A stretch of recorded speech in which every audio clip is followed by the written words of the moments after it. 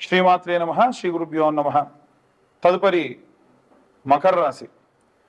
మకర రాశి వారికి సంబంధించి మార్చి ఆఖరి వారం నుండి ప్రారంభమై ఈ యొక్క ఏప్రిల్ మొదటి వారం ప్రారంభం వరకు కూడా ఎలా ఉండబోతుంది అనే విషయాన్ని ఇప్పుడు మనం తెలుసుకుందాం.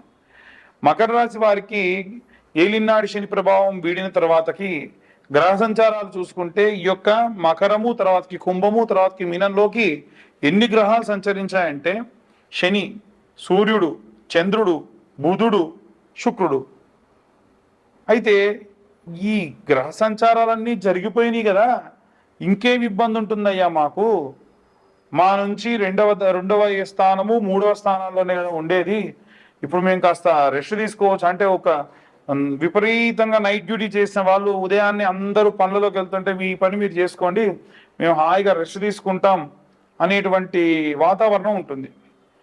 అయితే తలవని తలంపుగా అనుకోని ఖర్చులు లాంటివి వీరికి జరిగే అవకాశం ఉంది. ఇదేంటయ్యా అంత బాగానే ఉందన్నావు కదా, మళ్ళీ ఏమిటంటే రాహు అనేవాడు ఉన్నాడు కదా, ఆయన యాంటీ క్లాక్ వైజ్ డైరెక్షన్లో సంచారం చేస్తూ మీనరాశి నుండి కుంభం నుంచి మీనంలోకి చాలా ఫాస్ట్గా సంచరించేటువంటి గ్రహాలలో రాహు ఒకడు. ఆయన చాలా ఫాస్ట్గా సంచారం ప్రారంభించి ఆ తర్వాత వచ్చే కాలంలో చిన్న చిన్న ఇబ్బందులు వస్తాయి.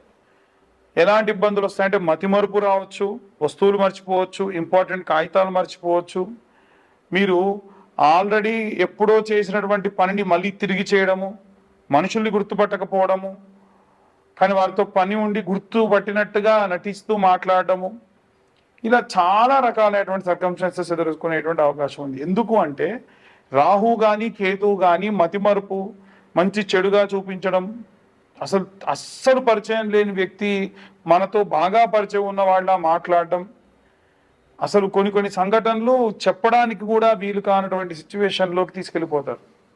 కానీ శుక్రగ్రహ సంచారం అనేటువంటిది జరగడం మూలాన భార్యాభర్తల మధ్యలో తరచూ తగాదాలు, చిన్నవాటికి పెద్దగా గొడవలు జరిగే అవకాశం ఉంది. వీలైనంత వరకు కూడా నవగ్రహ ప్రదక్షిణ చేయడం మంచిది. ఇదంతా గోచార రీత్యా చెప్పే విషయంలో పూర్తిగా జాతకం విశ్లేషణతో కావాలంటే మీ పేరు, మీ date of birth, time, place కింద ఉన్న నెంబర్కి వాట్సాప్ చేయండి. పూర్తిగా మీ జాతకం విశ్లేషణతో తెలుసుకోండి. అన్ని వర్గాల వారు ఎలాంటి రెమెడీస్ తీసుకోవాలి, ఎలాంటి మంత్రపఠనం చేయాలనే విషయాన్ని ఇప్పుడు మనం తెలుసుకుందాం. రాహుగ్రహ మరియు శుక్రగ్రహ సంచారం వలన ఎలాంటి పరిస్థితులు ఉంటాయి, ఎలాంటి జాగ్రత్తలు తీసుకోవాలి, ఎలాంటి మంత్రపఠనం చేయాలి, అది కూడా ఏ వర్గాల వారు ఎలాంటి మంత్రం చదివితే ఎలాంటి రెమెడీస్ పాటిస్తే మంచిది అనేటువంటి విషయాన్ని ఇప్పుడు మనం తెలుసుకుందాం. ప్రప్రథమంగా విద్యార్థి దశలో ఉన్నటువంటి వారికి సంబంధించిన విషయానికి వస్తే ప్రత్యేకమైనటువంటి శ్రద్ధ, ప్రత్యేకమైనటువంటి భక్తి అవసరం.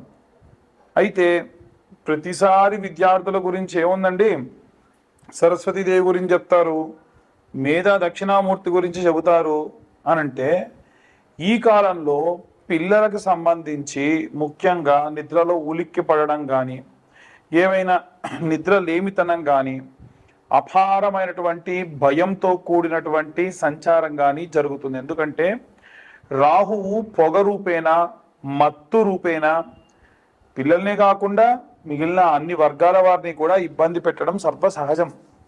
కాబట్టి ఇలాంటివి ఏవి కూడా కలగకుండా ఉండాలి అంటే ఎలాంటి రెమెడీస్ తీసుకోవాలి అనంటే, విద్యార్థులు హనుమాన్ చాలీసా లేదా ఆంజనేయ స్వామి యొక్క గాయత్రి చదవడం మంచిది. హనుమాన్ చాలీసా అనేటువంటిది నిత్యము కూడా అసుర సంధ్యా సమయంలో స్కూల్కి వెళ్ళి వచ్చిన తర్వాతకి నిర్దిష్టంగా ఒక దగ్గర కూర్చుండబెట్టి పిల్లలతోని చదివించడం వలన విశేషమైనటువంటి శక్తిని సంపాదిస్తారు.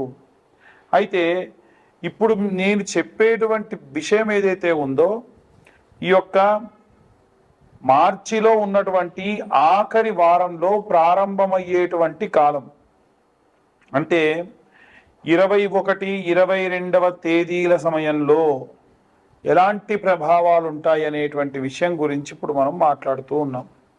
అయితే గృహిణులు, స్త్రీల విషయానికి వస్తే మనకి అభిరామి స్తోత్రము అనేటువంటి స్తోత్రం ఉంటుంది.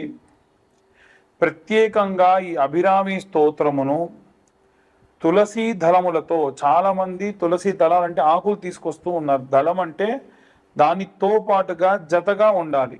అలాంటి తులసి దళాలను తీసుకొని వచ్చి 108 తులసి దళాలతోని అమ్మవారికి ప్రత్యేకంగా స్తోత్రం చదువుతూ ఆరాధన చేయడం వలన, తర్వాత కాస్త నీడలో ఎండపెట్టినటువంటి ఆ యొక్క తులసిని పొడి చేసి నిత్యము ఆచమనం చేసే సమయంలో ఇంటి యజమాని చేత చేయించడం వలన విశేషమైనటువంటి శక్తి, భయాందోళన నుంచి దూరమయ్యే అవకాశం ఉంటుంది.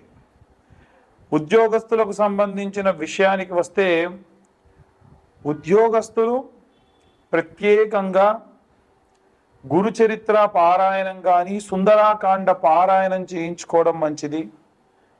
హనుమాన్ లాంగూలా స్తోత్రము అని ఉంటుంది. హనుమాన్ లాంగూలా స్తోత్రము, హనుమన్నంజనీ సూతో మహాబల పరాక్రమ అని ప్రారంభమవుతుంది.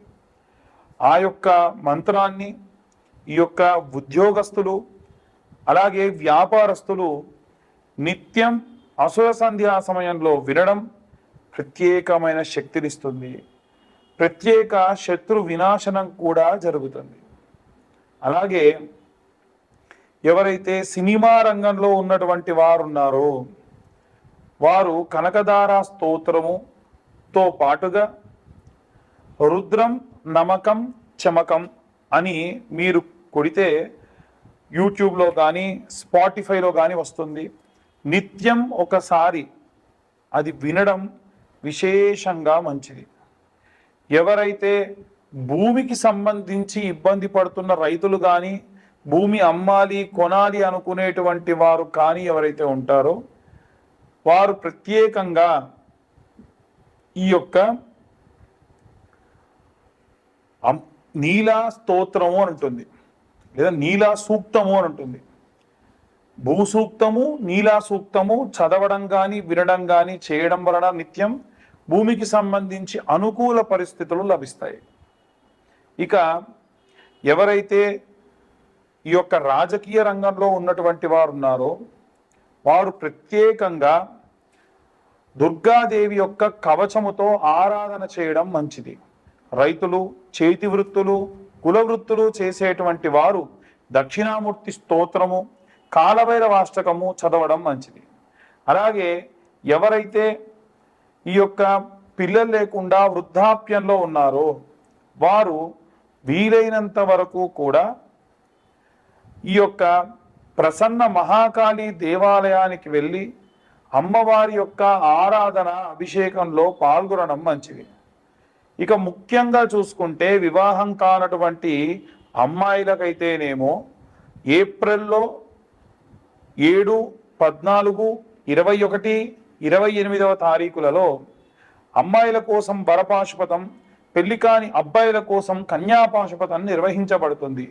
ఈ పాశుపతానికి 20-25 వేల దాకా ఖర్చు అవుతుంది. కానీ ఎటువంటి సామూహికంగా లేకుండా ఎవరికి వారికే చాలా మంది ఇబ్బంది పడుతున్నారని అడుగుతున్నారు. కాబట్టి ఈ యొక్క పాశుపత హోమం అంటే కన్యా పాశుపతం, వరపాశుపతం కేవలం 15,000 రూపాయలకి సామాగ్రంతా మేమే అరేంజ్ చేసి చెప్పడం జరుగుతుంది, చేయించడం జరుగుతుంది.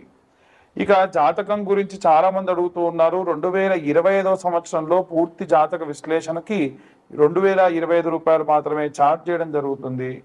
ఎవరికైనా ఇంట్రెస్ట్ ఉంటే కింద ఉన్న నెంబర్ కాల్ చేసి మీ పేరు, మీ గోత్రం, మీ ఇంటి పేరు, మీ పేరు నమోదు చేయించుకోవచ్చు. సర్వే జనా సుఖినో భవంతు. స్వస్తి.